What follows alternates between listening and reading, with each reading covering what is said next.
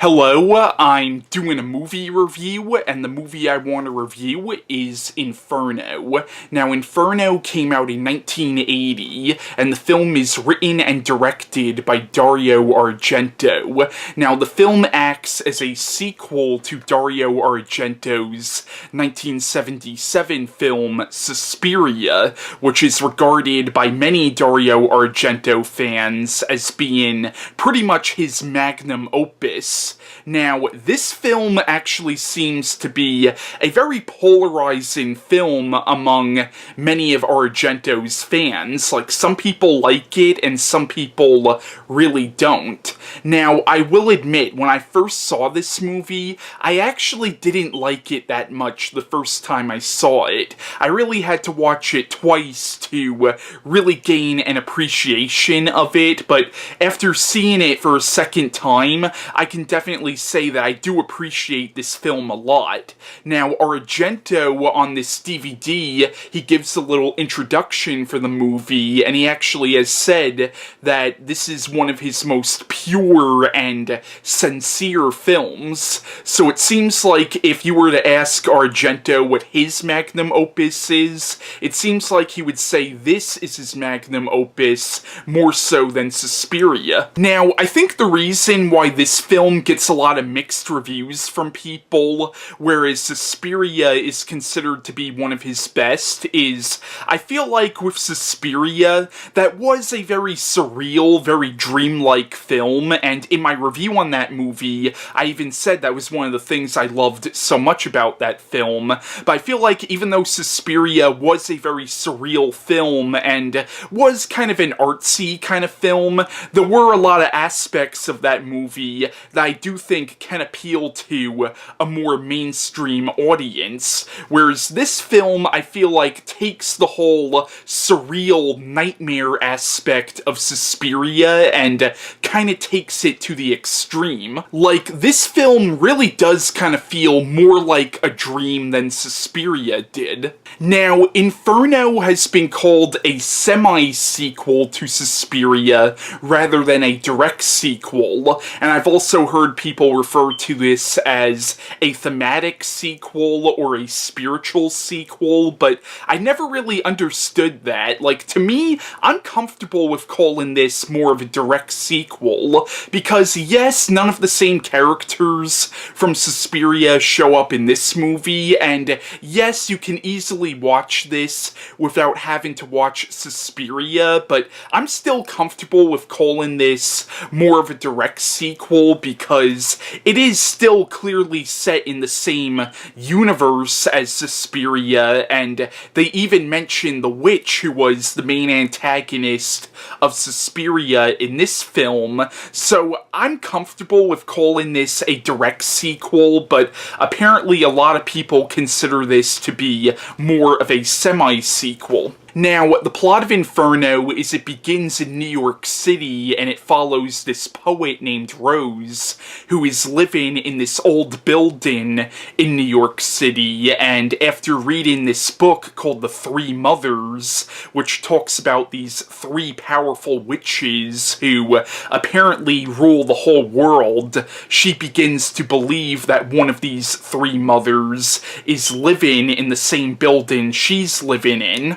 Eventually, in the movie, Rose writes a letter to her brother Mark, who is studying music in Rome, and what happens is he does eventually come to this building in New York City, and he does eventually come face to face with the witch who is ruling over this building, who in this film you realize is the Mother of Darkness. Now, the three mothers are the Mother of Sorrows, the Mother of Darkness, and the Mother of Tears. Now, the Mother of Sorrows was the witch from the first film. In this film, it's the Mother of Darkness, and the Mother of Tears will be the main antagonist of the third film. Now, that's the basic plotline of Inferno. There's a lot more to it than just that, but I really don't want to give anything else away. Like, there's a lot of other stuff that happens in the movie, like, basically, before Mark even realizes that anything's wrong, young, there's this friend of Mark's who something happens to her after she reads this letter from his sister, but I don't want to give that away.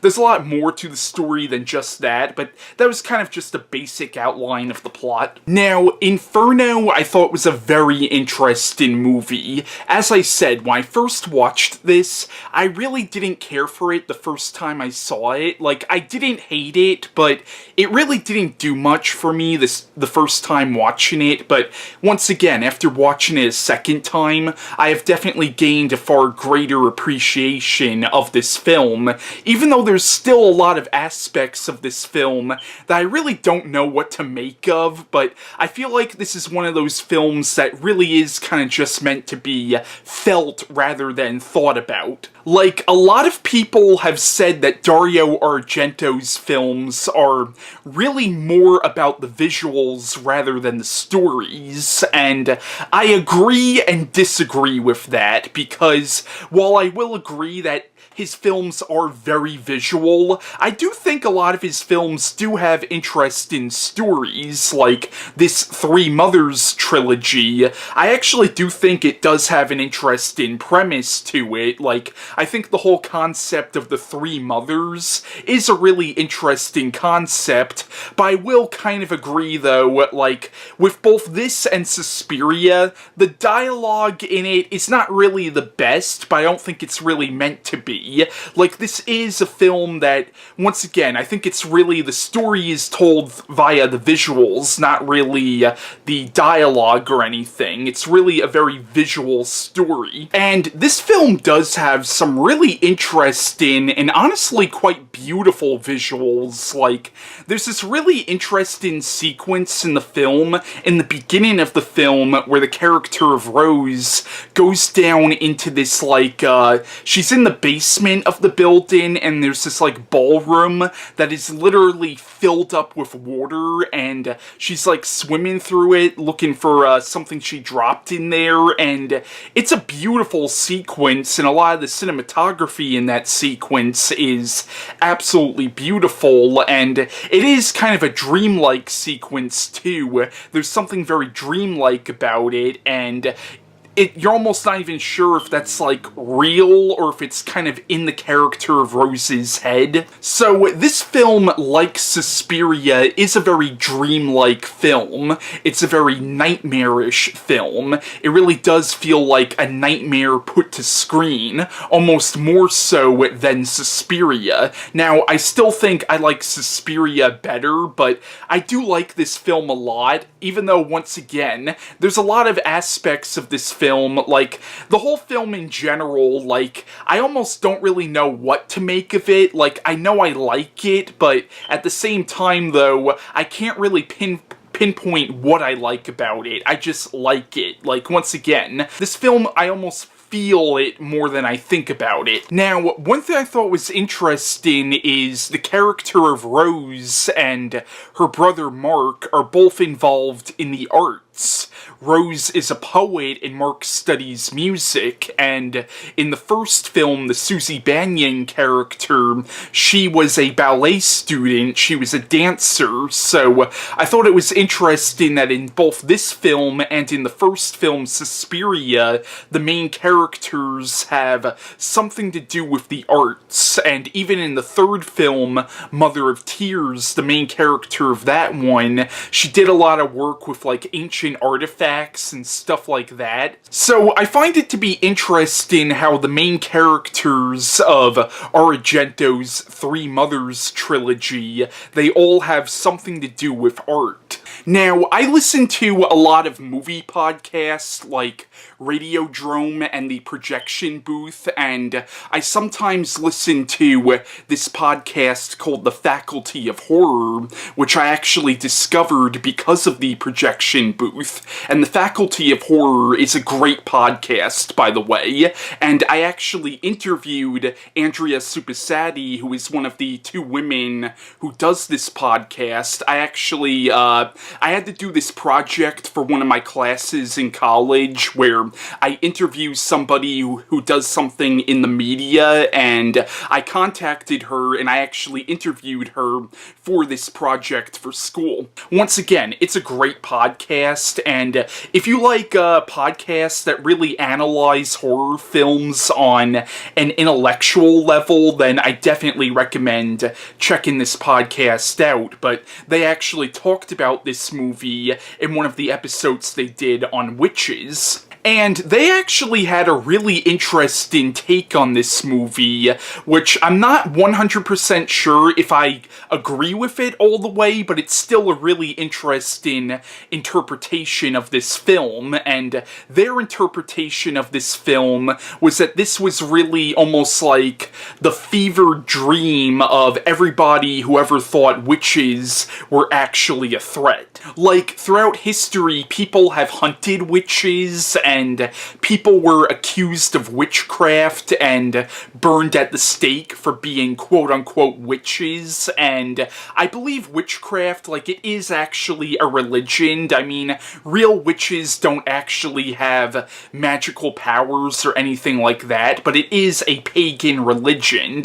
I actually don't know much about the religion itself. I do know a lot about the persecution that witches have suffered throughout the centuries, even though, ironically, most of the people who were actually burned at the stake for being witches were not actually witches to begin with. But throughout history, people have associated witchcraft with Satan worshiping, and once again, people were murdered because they were accused of being witches. But on this episode of the Faculty of Horror, they interpreted this movie as being almost like a parody on everything that all the people who thought witches were actually a threat to them, everything that they feared. Like, this film is almost like the fever dream of everybody who actually thought witches were really a threat to their existence. Like, all the people who were actually doing the burning of witches during the Middle Ages, like,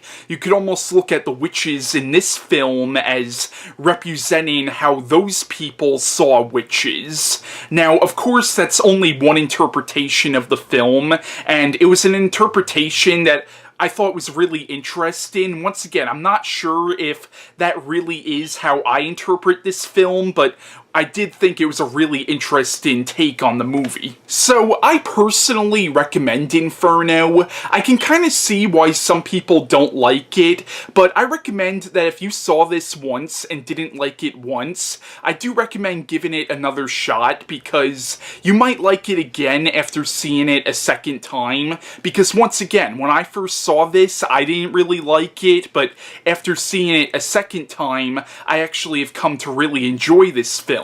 And I do think it's an interesting addition to this series, the Three Mothers trilogy. So, once again, that was my review on Inferno, and my next movie review will be the 2007 film Mother of Tears, which is the third film of Argento's Three Mothers trilogy.